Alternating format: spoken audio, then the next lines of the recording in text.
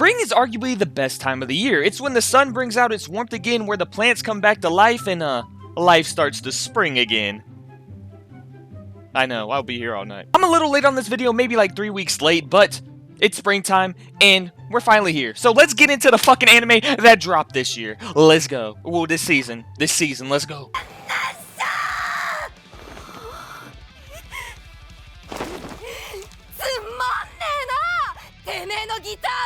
I'm gonna start off with the one that got the most hype out of me. I watched the trailers on YouTube, and this is some of the hypest shit I've ever seen. It's showing each girl and what instrument they were playing, and holy shit, this shit looks fucking amazing. Like, just watch one of them. Here, I'll put it in the video. Here, look. Look.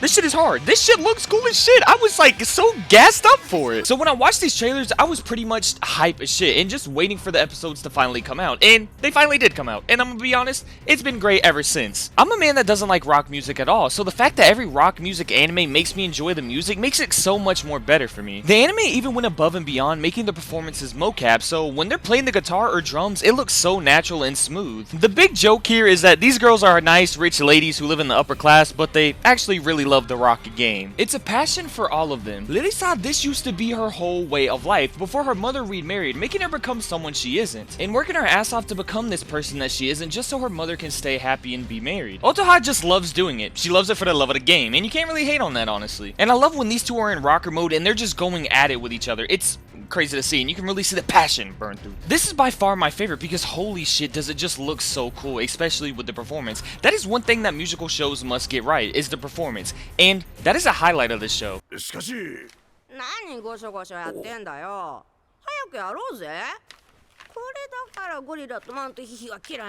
Another remake has blessed us in 2025. A lot of stuff has been getting remakes recently, which is kind of crazy. All of them are getting this new coat of paint. Some much needed, others not so much. So this really just opens the door for plenty of other shows to be remade. And the original came out in 1988, so it definitely needed a remake. Yaiba was one I didn't really know much about. It seemed a little goofy for me, but then they really decided to cook. I mean, look at the opening, and the animation looks really fucking good. A lot of these remakes look like passion projects. You can just see that a lot of time goes into making them look good and the best they possibly can be. Yaiba was a kid in training out in the middle of the jungle to become the strongest there is. But after fighting a bunch of gorillas, they ended up back in Japan, where the main part of this whole story takes place. As he looks to battle random people and cook them, cause bro is really strong, but eventually he runs into someone who appears to be stronger than he is. I'm having a lot of fun watching this show, and I'm pretty excited to see where this show is going and how it's gonna end, but based on the opening, this might be a rivalry that will last the test of time and become a legendary bout that we talk about forever. You could read the manga, but why read the manga when you got a nice polished version right here? It's amazing. Go check it out.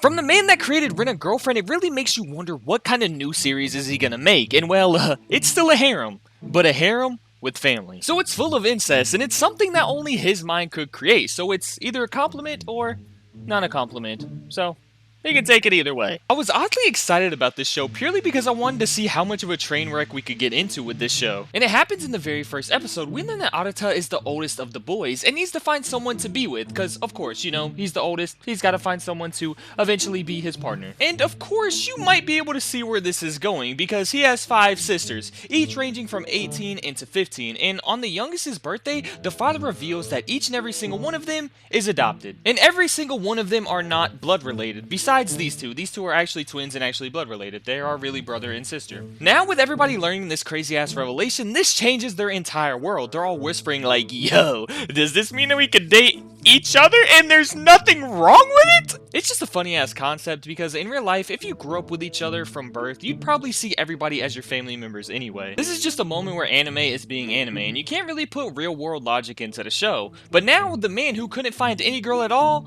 has 5 to choose from and maybe even pick his brother, so he really could pick any of them. This is just a funny show and a goofy show, and I'm really excited to see where this show really gets to because I just think it's a funny concept. He could get with literally all 6 of them, and I think any of them would be a funny choice. This show is just all around slightly entertaining because of how much of a train wreck it can be.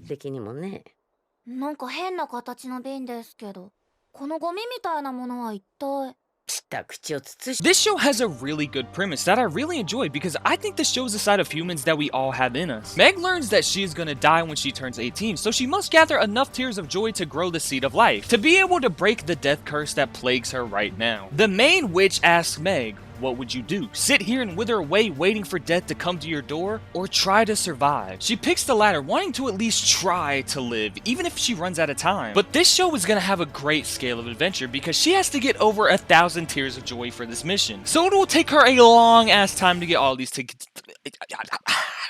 So it will take her a long ass time to get all these tears together. The first episode is gut-wrenching. That really had me in tears. I'm not gonna lie, I was crying a little bit. Her first mission is to help a daughter and father. The daughter wants to create flowers that will help her mother sleep well. And it turns out that the mother is dead, and the daughter, being as young as she did, really understood that her mom was dead, and she held it together purely for her father, because she understood that he is really messed up by this. So when she completes this mission and the two of them embrace and the daughter starts crying, it was just all around a great moment. And it reminded me of something that I had seen before. You can tell how much they cared for each other as the mother, even in her dying breath, was helping her husband till the end. It was just a really good episode that made me have tears coming out of my eyes. I know there's going to be more about life and losing loved ones and everything in between in this show, and I think we really need that in our lives. Making us slow down and enjoy the little time we all have together, because it could end just like that. And I think this show is a fucking banger show. 俺今マグカップ粉々にされたんだぞ。でも萌ちゃんに魔法を見せたいのよ。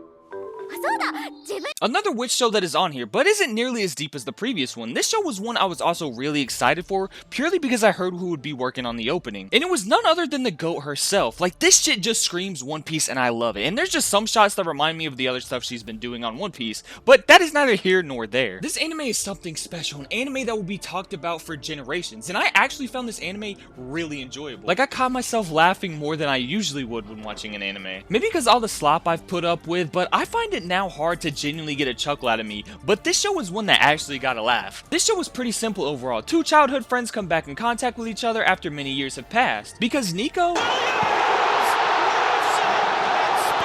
best at using her witch ability, so she left the train. And then we got the man over here, and he's just an ogre. But now they're back together. There is a sinister plot brewing, because actually Moi has to protect her from something that was foretold to kill her. So he tries to keep her magic abilities under wrap, but that doesn't last too long. This show is full of fun slice of life nonsense with some magic thrown in there, so it's all around a great time.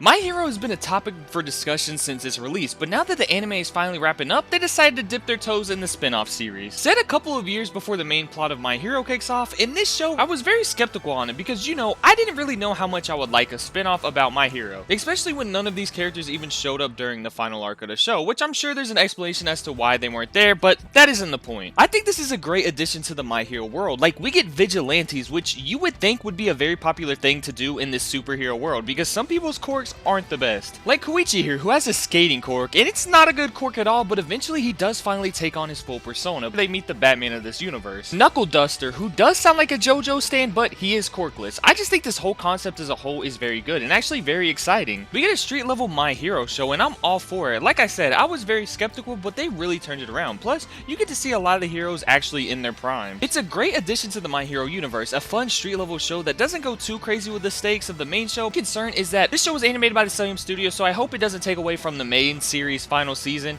I'm just a little scared about that because this show does look really good, so go check it out. Plus, if you love My Hero, you're gonna like this show too.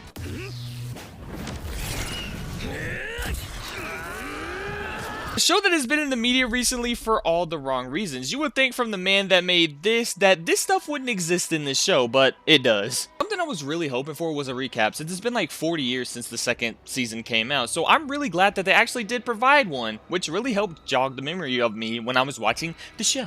This season is all set up for the ending of the show. This is the cataclysm for shit hitting the fan, because a lot of the stuff that is set up for this is in-game stuff. I was so pumped, 3 episodes in and there was no fan service, then I spoke, and as soon as I spoke, this fucking happened. But how this episode ended, I just said fuck it and went ahead and read all the manga. And all I'll say is, due to how successful this series has become, we may get a remake of a show that all of us enjoy. So, enjoy the last little bit of this show before shit really hits the fan.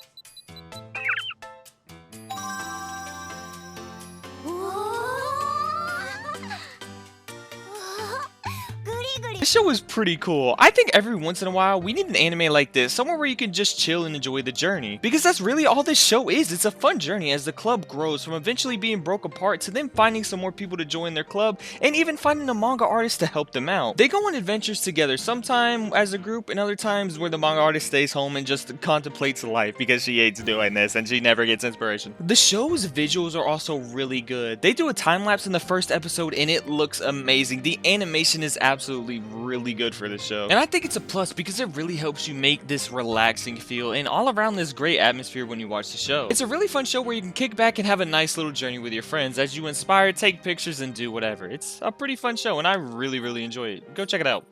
もしかしてまこっちなんで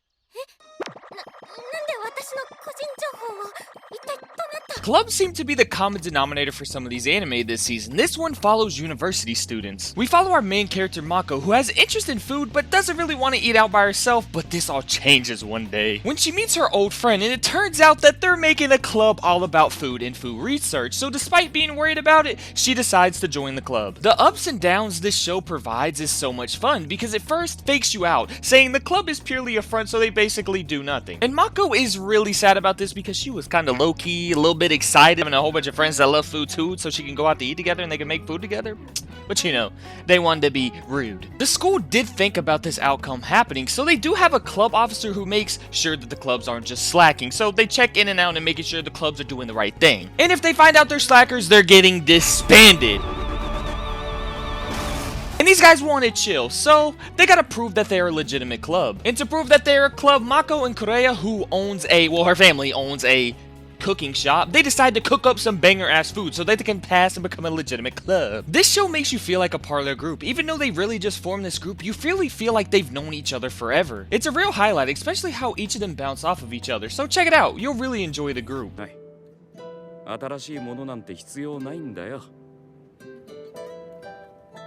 私は別にここに懐かしさは感じま Wow, just wow. This show might easily be one of my favorites of the season. I wasn't really sure what I was gonna get outside of the show besides romance, and I gotta say there is so much more going on. Episode 1 just sucks you right in. The mystery is so apparent right off the bat. Everything feels slightly off, like something is missing, but you can't really tell what is missing. This show just feeds you more and more of that mystery as each episode goes on, slowly but surely telling you little things that you'll have to piece together to figure out what's really going on. But even then, you still don't know, is Reko really who she thinks she is, or is she somebody else completely? I don't really want to give a lot away from this show because spoiling it would be not fun, especially if you want to watch it. Just know there's a big ass mystery going around that she is actively trying to figure out, trying to find her real self. And this show really makes you constantly pay attention because there are subtle little hints that are cool to point out when a character makes mention of it, so you gotta pay attention and really notice. There's a lot going on, but those questions are always at the forefront of your mind. This show is just an easy watch, so check it out. I know this video is very late, but I've had a lot going on recently, so I apologize for that. Just know, I hope everybody enjoyed the video. You know, like, comment, and subscribe, and I'm sorry this video is so late. I'm going to try and be significantly more consistent. I almost said inconsistent. I mean significantly more consistent. Also, I'm going to try to drop shorts on some other anime that I wanted to do, but I didn't want to shove it all into this video, so expect some shorts coming, and I'm going to probably fill them out more because there's a lot more episodes out as of right now. A majority of the shit now is on 10 episodes. Like I said, I'm very sorry this video was really late, but I've had a lot of shit going on. So hopefully everybody did enjoy this video. Like, comment, and subscribe, and goodbye.